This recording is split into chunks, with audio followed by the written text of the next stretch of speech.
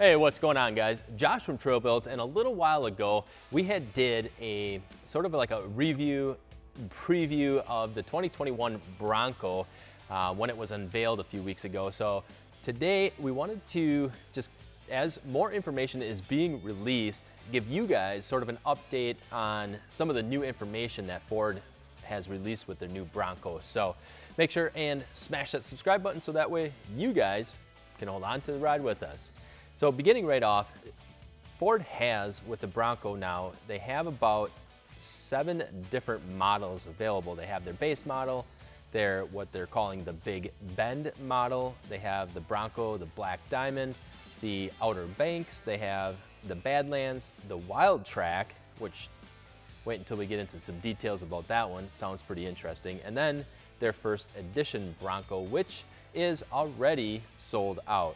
So they had allocated about 3,500 of that first edition, and I think they sold out probably within minutes, as you only had to put $100 down.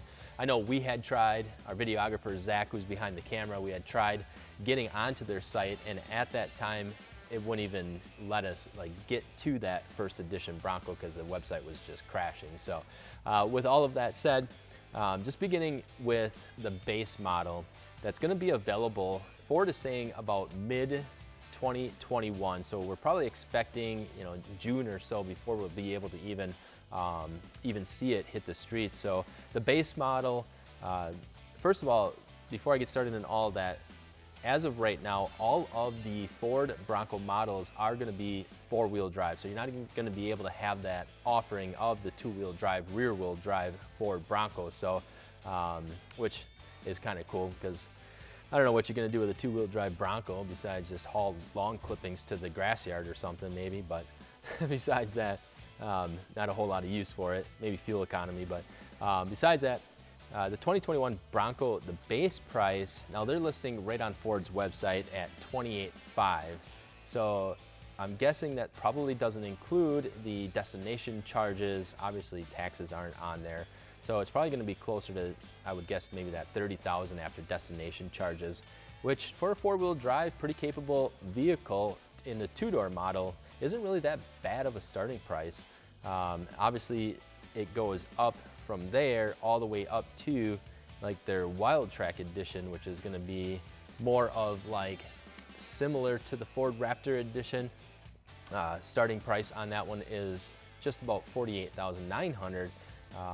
And of course they have their first edition, which is closer to that $60,000 mark. So give you an idea, we're ranging from $30,000 up to about $60,000 and everything in between. And then getting into some of the basics of the packages that are available, of the trim levels that are available, like for example the base model, pretty basic. Just has the 4x4, obviously the easy to remove doors. It is available with 35-inch tires, but you have to upgrade to the Sasquatch package, or you have to pick up a set of wheels and tires from trailbuiltoffroad.com, which I think that would probably be the first thing I would do, looking at the stock steel wheels that are on this base model. And I'm sure there's one of our suspension companies that is already in development working on a suspension lift. In fact, I wouldn't be surprised if Icon Vehicle Dynamics is already working on a lift for the 2021 Bronco. So you can check all of that stuff out. It's trailbuiltoffroad.com. And then from the base model, you're moving up into what's called the Big Bend. Now you get a little bit more creature comforts with the Big Bend, like leather wrapped steering wheel, heated front seats, remote start, and that remote start is only with the 10-speed automatic transmission. So from there you have the Black Diamond, which you get that next level outdoor adventure package, complete with a washout interior, rubber floors, and then you get the rear locking differential, front steel front and rear bumpers. Okay. Yeah. In the Black Diamond, you get the rear locking differential, the steel front and rear bumpos.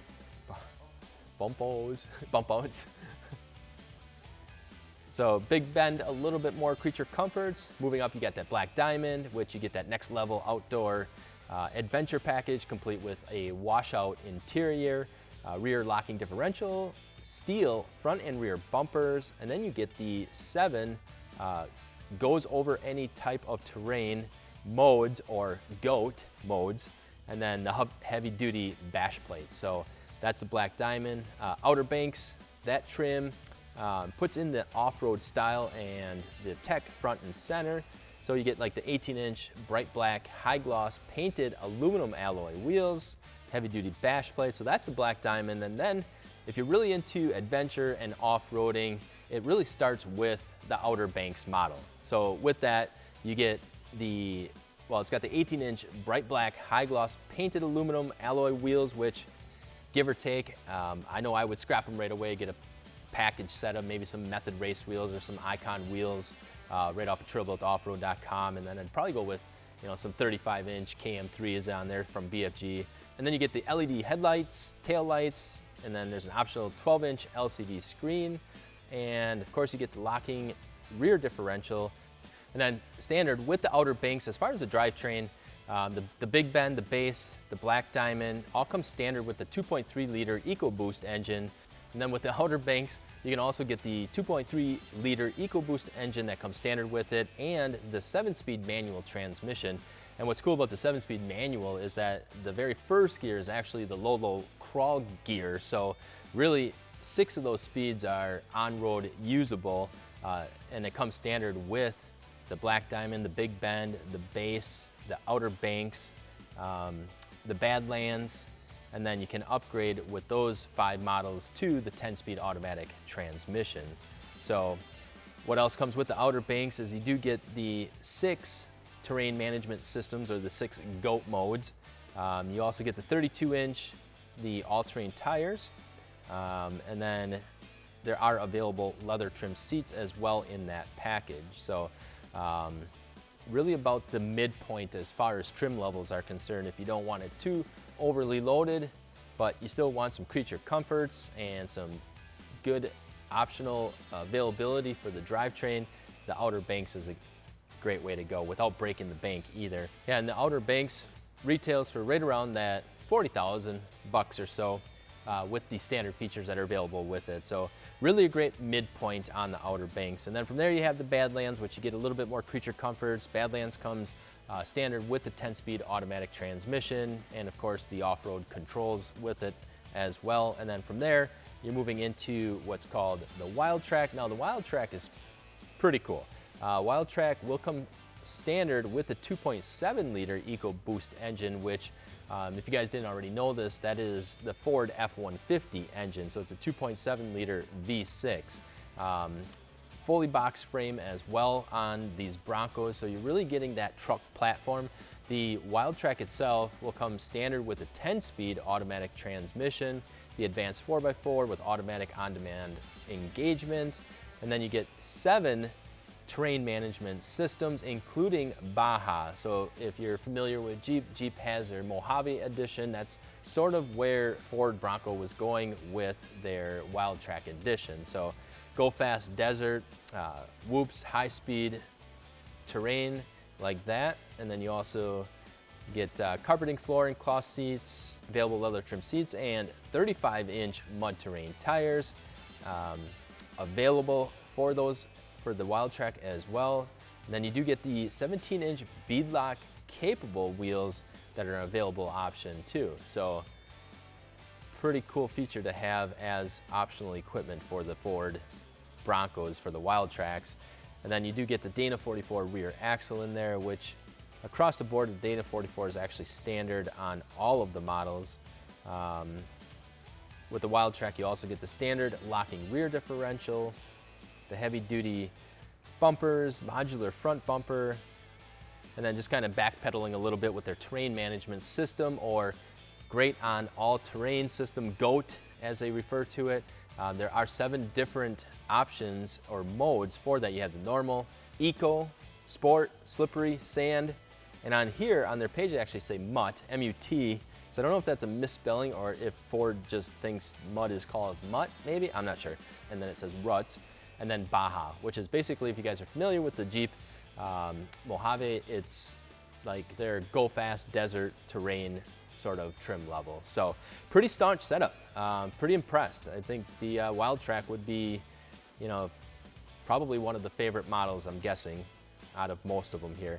Does come at a little bit more of a price, as the Wildtrak is just shy of about $50,000 with all the standard features. That's not including all the available options that you can get for it. So